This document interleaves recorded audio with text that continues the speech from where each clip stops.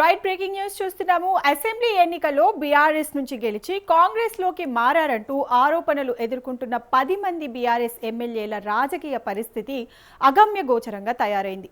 ప్రభుత్వం నుంచి ఆశించిన నిధుల మంజూరు కాక పనులు చేసుకోలేక ఫిరాయింపు ఎమ్మెల్యేల ముద్రతో రెంటికి చెడ్డ రేవడిగా మారిపోయామన్న అంతర్మథనానికి గురవుతున్నారు. ఇందుకు తాజాగా బాన్సువాడ ఎమ్మెల్యే మాజీ స్పీకర్ పోచారం శ్రీనివాస్ రెడ్డి కామారెడ్డి జిల్లా బీర్కూరు ఆత్మీయ సమావేశంలో చేసిన తీవ్ర వ్యాఖ్యలు కాంగ్రెస్ అంతర్గత కలహాలను, ఫిరాయింపు ఎమ్మెల్యేల అసమ్మతిని బహిర్గతం చేశాయి.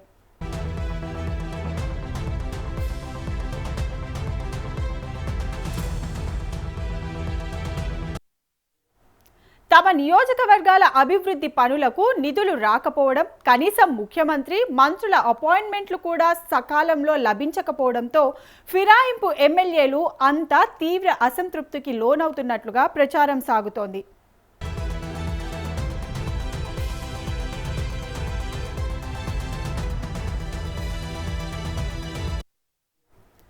10 మంది ఫిరాయింపు ఎమ్మెల్యేలలో దానం నాగేందర్, ప్రకాష్ గౌడ్, గూడెం మహిపాల్ రెడ్డి, ఆర్కెపుడి గాంధీ, కాలే యాదయ్య, సంజయ్ కుమార్, కడియం శ్రీహరి, పోచం శ్రీనివాస్ రెడ్డి, తెల్లం వెంకట్రావు, బండ్లకృష్ణ మోహన్ రెడ్డి ఉన్నారు. వీరిలో దానం నాగేందర్ బీఆర్ఎస్ ఎమ్మెల్యేగా ఉంటూనే కాంగ్రెస్ పార్టీ తరపున బీ ఫామ్ తీసుకుని లోక్సభ ఎన్నికల్లో పోటీ చేసి ఓడిపోయారు. ఫిరాయింపు ఎమ్మెల్యేల అంతా తమ నియోజకవర్గాల అభివృద్ధి నినాదంతో కాంగ్రెస్తో కలిసి పనిచేస్తామని చెప్పుకున్నారు.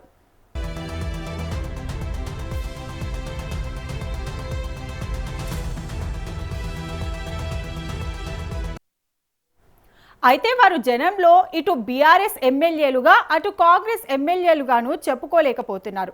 దీనికి తోడు పార్టీ మారిన సందర్భంగా సీఎం రేవంత్ నుంచి అందిన హామీలు అమలు కాకపోవడం వారిని అసహనానికి గురిచేస్తుంది. ఫిరాయింపు ఎమ్మెల్యేలను కాంగ్రెస్ సాంకేతికంగా, చట్టబద్ధంగా, అధికారికంగా తమ పార్టీలో విలీనం చేసుకోలేకపోవడం, ఇటు అనర్హత పిటిషన్ల రచ్చతో వారంతా రాజకీయ త్రిశంకు స్వర్గం దుస్థితిని ఎదుర్కొనడం వారిని మరింత ఇరకాటంలో పడేసింది.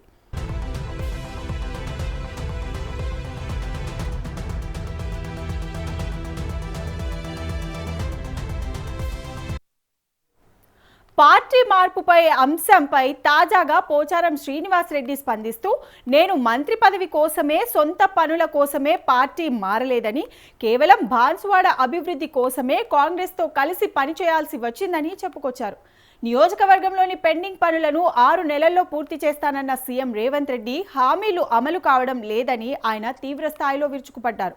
చివరికి ఉప ముఖ్యమంత్రి బట్టి విక్రమార్క, రెవెన్యూ మంత్రి పొంగులేటి శ్రీనివాస్ రెడ్డి, సీఎం ముఖ్య సలహాదారు వేం నరేందర్ రెడ్డి కూడా నా ఫోన్లు ఎత్తడం లేదని పోచారం వాపోయారు. బిల్లులు రాకపోవడంతో నియోజకవర్గంలోని పనులను కాంట్రాక్టర్లకు సగంలోనే నిలిపివేశామని కూడా ఆయన తెలిపారు.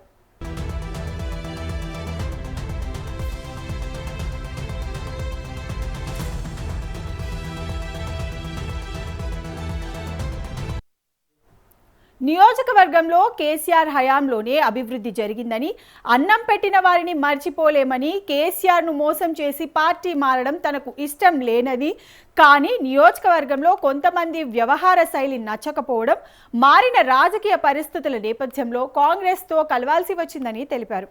అయినా తాను కాంగ్రెస్ కండువా కప్పుకోలేదని, 3 రంగుల జాతీయ జెండాను కప్పుకున్నానని అన్నారు.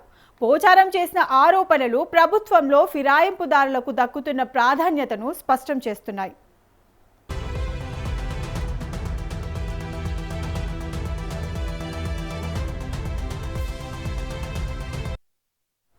బీఆర్ఎస్ నుంచి వచ్చిన ఎమ్మెల్యేలకు వారి నియోజకవర్గాలలో కాంగ్రెస్ స్థానిక నాయకత్వం నుంచి సహాయ నిరాకరణ, సమన్వయ లోపం ఎదురవుతుండడంతో ఎవరి దారి వారిదే అన్నట్టుగా పార్టీలో 2 గ్రూపులు కొనసాగుతున్నాయి. కొన్ని నియోజకవర్గాల్లో తమను కాదని ఫిరాయింపు ఎమ్మెల్యేలకు, వారి వర్గీయులకు ప్రాధాన్యత ఇవ్వడం కూడా కాంగ్రెస్ క్యాడర్లో చిచ్చురేపుతోంది.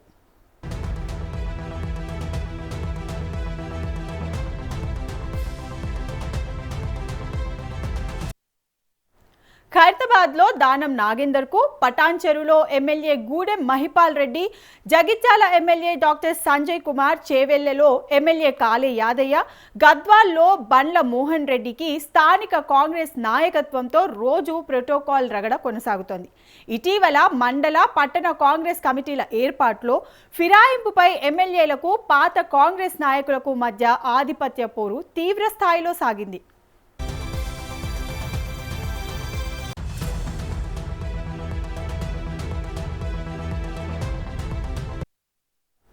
ప్రభుత్వం ఏర్పడి 2.5 దాటినా తమ నియోజకవర్గాలలో అభివృద్ధి పనులకు నిధులు దక్కకపోవడం, సీఎం సహా మంత్రుల నుంచి ఆశించిన స్పందన లభించకపోవడంతో విసుగు చెందిన పలువురు ఫిరాయింపు ఎమ్మెల్యేలు ఇప్పుడు తిరిగి సొంత గూటికి వెళ్లేందుకు సన్నాహాలు చేసుకుంటున్నారన్న వార్తలు రాష్ట్ర రాజకీయాన్ని తీవ్రంగా వేడెక్కిస్తున్నాయి.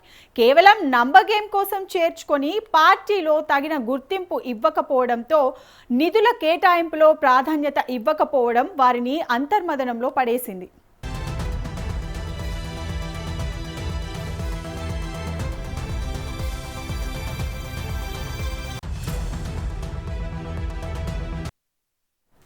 ఎన్నికల్లో తమ నియోజకవర్గాలలో వ్యక్తిగతంగా ఇచ్చిన హామీల అమలు చేయలేక, పార్టీ మారిన సందర్భంగా ఆశించిన నిధుల మంజూరీ చేసుకోలేక ఫిరాయింపు ఎమ్మెల్యేలు ప్రజా వ్యతిరేకతను ఎదుర్కోవాల్సి వస్తోంది. దీంతో పలువురు ఫిరాయింపు ఎమ్మెల్యేలు షోర్ వాపసీ ఆలోచన చేస్తున్నట్లుగా ప్రచారం జోరందుకుంది. ఇప్పటికే కొందరు ఎమ్మెల్యేలు బీఆర్ఎస్ అధినేత కేసీఆర్, వర్కింగ్ ప్రెసిడెంట్ కేటీఆర్లతో సంప్రదింపులు జరుపుతున్నారనే ప్రచారం సైతం వినిపిస్తోంది. ఈ నేపథ్యంలో ముఖ్యమంత్రి రేవంత్ రెడ్డి ఫిరాయింపు ఎమ్మెల్యేలను బుజ్జగించి వారి కోరికలు తీర్చి కాంగ్రెస్ నుంచి చేజారకుండా చూస్తారా లేదా అన్నది మున్ముందు తేలనుంది.